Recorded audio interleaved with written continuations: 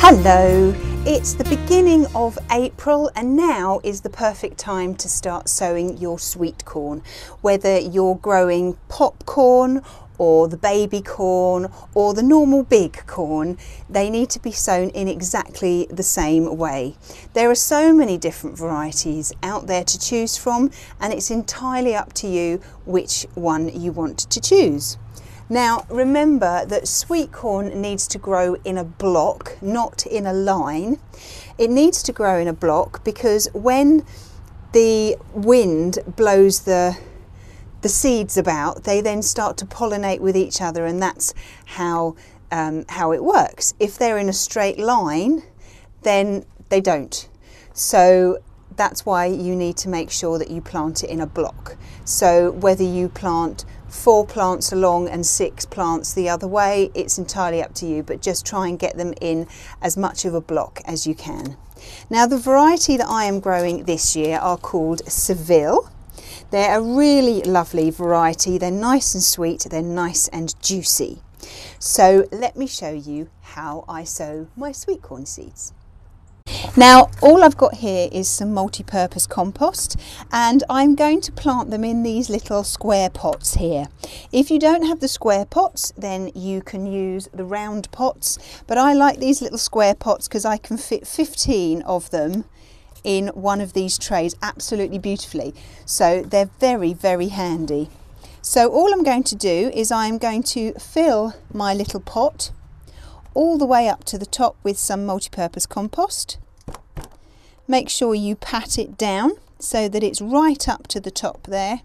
Okay, and it's nice and firm, so don't push it down too hard, but just a gentle pat down, and that way it will, bashing it on the bottom like this will actually shift any of the soil down into any gaps that you've got there. Now I'm going to plant my seeds directly into this compost here so that they will be quite happy in here for quite a long time until I have to plant them outside. So what I'm going to do is I'm going to plant 2 seeds per pot, and if 2 of them come up, I'm not going to separate them out when I plant them out into the ground. I'm just going to leave them together. They'll be quite happy. They won't worry about that at all. Now sweet corn seeds, you'll look at them and you'll go, oh my goodness, they just, I'm trying to do this up the other way.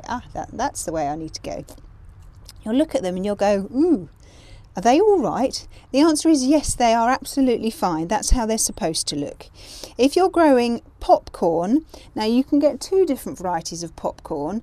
There's one where the kernels are white, a very, very pale yellow, and another one, a strawberry popcorn, which is really nice, and the kernels are a sort of a pinky reddy colour. But they will all look quite shriveled up like this. If you want to, for about an hour before you sow them, if you want to soak them in some water, then you can. I never bother because I think, well, hang on, you're going to water them when they're in the pot, so I don't do it. I know some people who do. So all I'm going to do is I'm going to make a hole in this compost fairly deep. I've actually gone down to my big knuckle here in the middle of my finger. Okay, so I suppose that's gone down about 1.25 inches, 1.5 inches maybe. And I'm just going to get 2 seeds and I'm just going to drop them in there like that. Just like that. Can you see those in there? And then once I've put them in, then I will just cover them over with a little bit more compost. Just like that. So that's that one done. I will carry on and do the rest, and when I have finished I will come back and show you. Well, I've just finished sowing them. I've got 20, yes, had to add that up, 20 pots, which actually works out really well because when I come to sow these in a block, I can have 4 by 5, which will work out absolutely perfectly. Even if 1 from each one comes up, then I can still have them in that block. So that's really good. In one of these I did end up putting 3, but that's absolutely fine. So all I'm going to do now is I am going to give these a water. I will water them with water from the tap, and then once they start to germinate and they're about 1 inch tall, then I can use water, rainwater that I've collected in my water butt. So make sure that if you do have more than one variety, you label each tray so that you know which ones are which, otherwise you'll get completely confused when you plant them out and you can have them sporadically all over the place. So you won't want that, unless of course you do want to have them like that, but I personally prefer them together. So these are the sweet corn. You can sow sweet corn directly out into the ground. If you're going to do that, I would suggest that you sow them and wait until about the beginning of May to do that. I do tend to find that, and I have tried it before, just as an experiment, that the germination rate, if you sow them directly outside in the ground, is never as good as it is if you sow them in pots in the greenhouse or on a windowsill. So they're also, if you live out in the countryside, or if you have mice or squirrels, actually, they will dig them up, the seeds, if you've planted them straight outside in the soil, and then they will disappear with them. So that's another reason for not sowing them directly outside in the ground. So I will keep you updated on their progress. Hopefully in a couple of weeks they'll start to shoot through the compost and I'll see these tiny little green tips coming up, which will be great. And when I do see those, then I expect I'll take a photo and I will put it on Twitter, and then you can see it. But when I do the updates, monthly updates, which I am going to do one for April, it's on the list of things to do. Look, I've got a massive list of things that I need to do.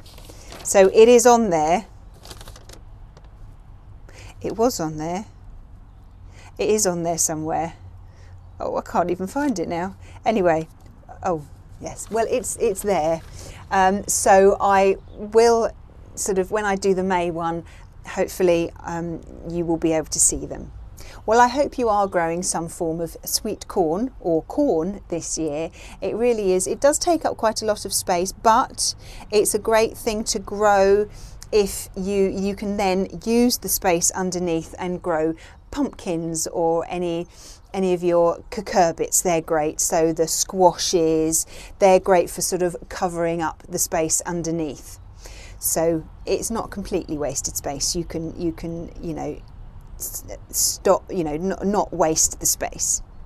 Well, I hope you found what I've shown you useful, and I look forward to seeing you soon. Bye bye.